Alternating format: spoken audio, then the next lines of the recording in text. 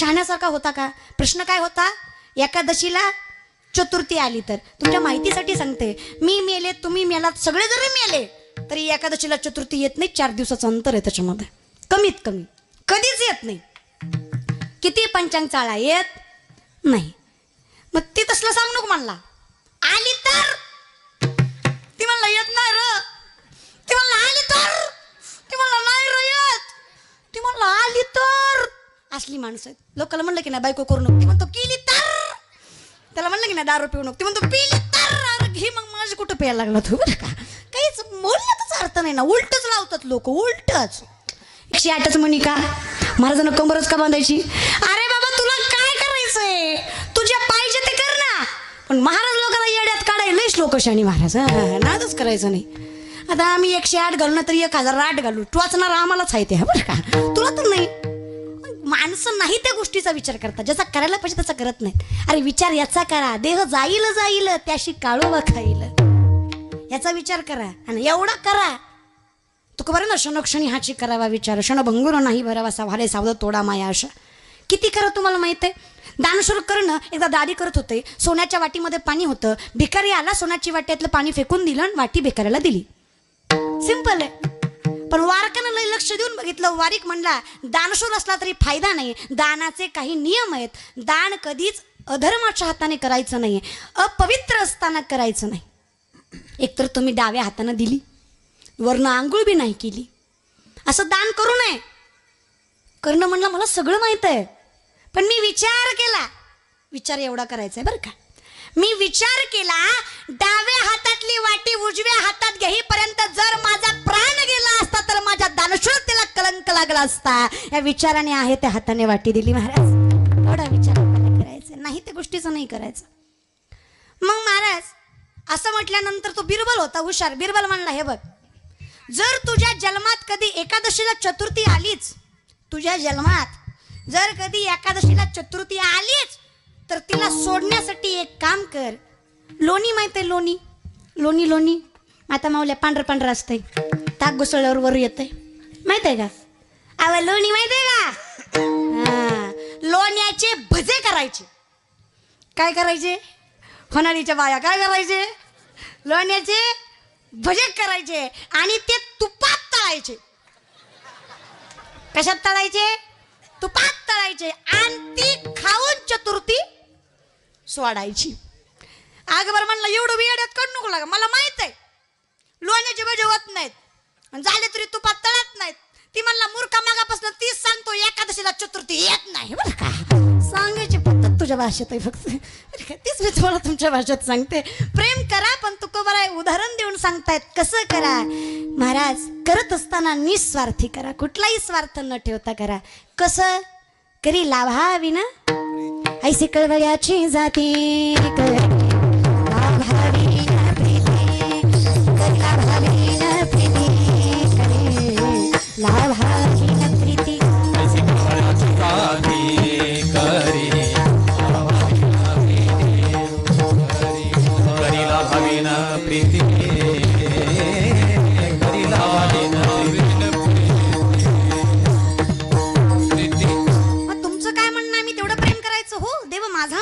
हीच माझी सत्य वाचा, दुसरं काहीच नकोय. तेवढं असलं की बस. मग ठीक आहे. बरं मी काय म्हणतो, भगवंताने काय केलं आमच्यासाठी की आम्ही त्याच्यावर माया करायची? अरे पोटी भारव आहे, त्याचे सर्वस्व हीच आहे. तुमचा सगळं तारणारा तो आहे, तुम्ही फक्त नामस्वरूपी आहात. तो करणार आहे.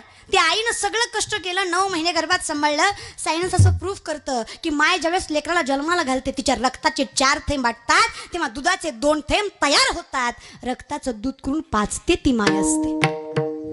मग एवढं सगळं करून जर तुम्हाला त्याची किंमत नसेल, माणसं म्हणतात अरे देवाला तर सगळंच आहे. ठीक आहे, मायबापाची माया आम्ही करू, देवाची करायची काय गरज आहे? देवाला तर देवच आहे सगळं म्हणे, सगळंच देव आहे म्हणे, मग काय गरज आहे देवाला आमच्या मायाची?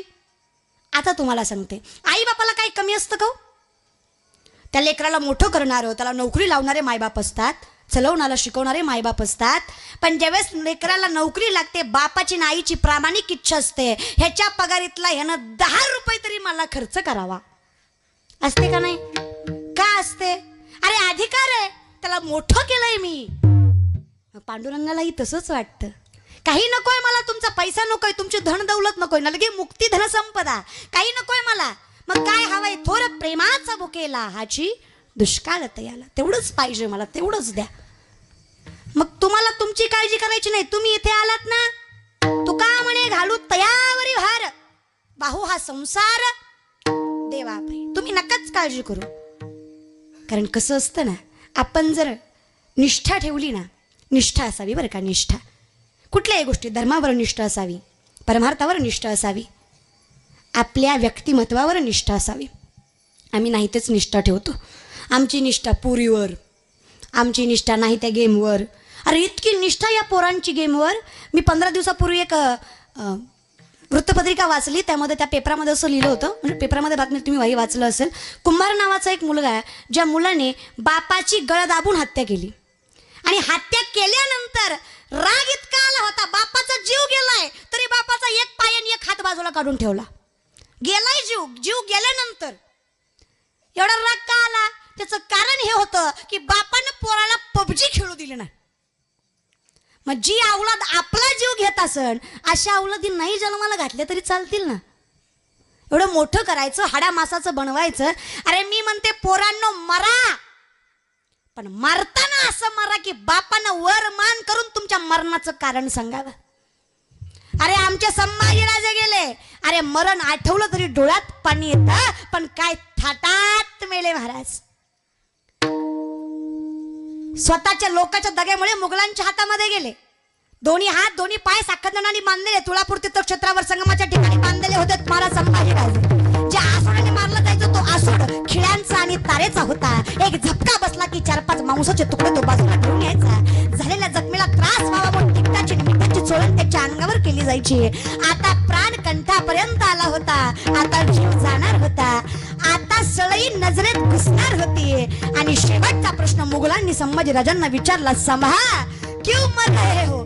हमारी एक बात मान लो, हम तुम्हें जिंदा छोड़ देंगे, इस तख्त का शहंशाह बना देंगे. काय ऐकायचंय काय बाबा तुझं? सिर्फ एक बात, हमारे धर्म का स्वीकार कर लो, हमारे नाम की जय जयकार कर लो.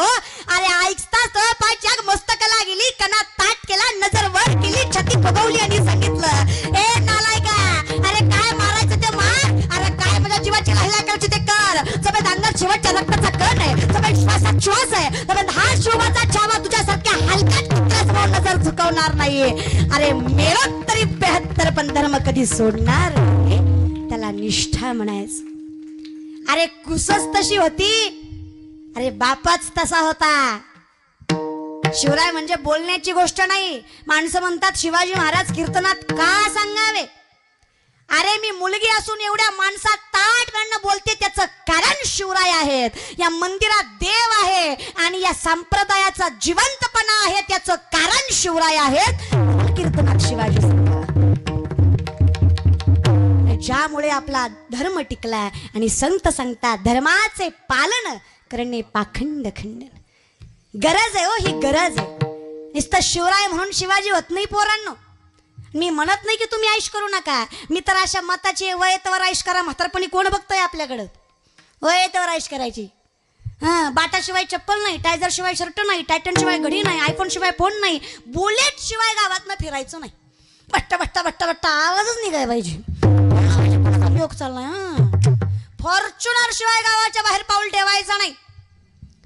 पण तुम्ही माझ्या भावासारखे काय ऐश करायची ती करा, पण स्वतःच्या हिमतीवर ऐश करा आणि मग वरमान करून चला महाराज.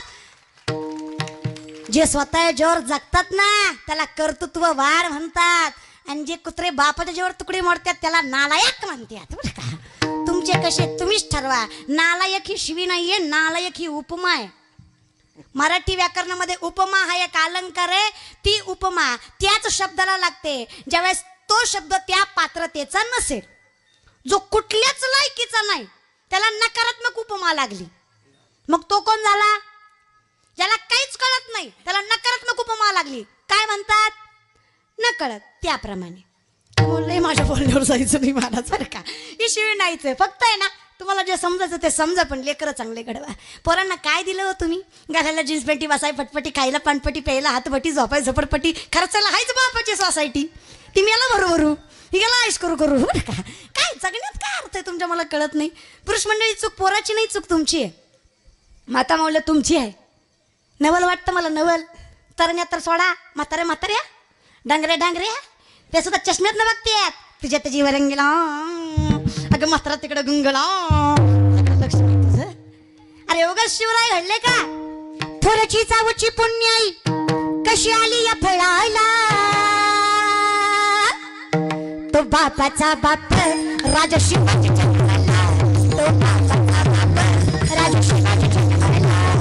बापाचा बाप राजा शिवाजी जन्माला. ज्याला आपल्या धर्माचा गर्व आहे अशा प्रत्येकाने टाळी वाजवायची. ते शिवराय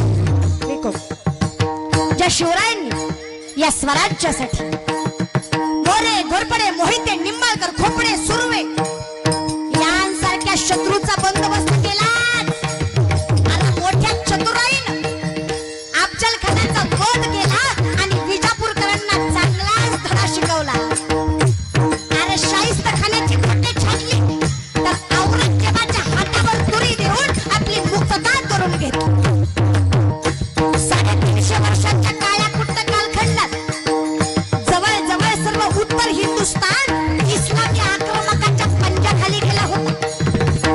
त्याच्या जागी कुतुबशाही, आदिलशाही, निजामशाही आदी धर्मांत राजवटी स्थापन होऊन त्यांच्या भरीला दिल्लीचा बलवान मुघल बादशाह अकबर यांनी आपला पाय रोवला होता.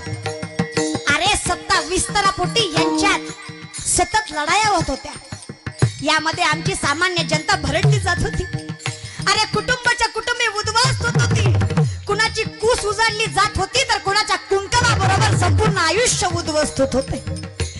घराघरातून ऐकू येणारे आक्रोश, किंचाळ्या हुंदके ऐकून झोपड्यात उरल्या सुरल्या मिनमिनत्या पंत्या थरथरत होत्या आणि शेवटी फडफड करून विझत होते.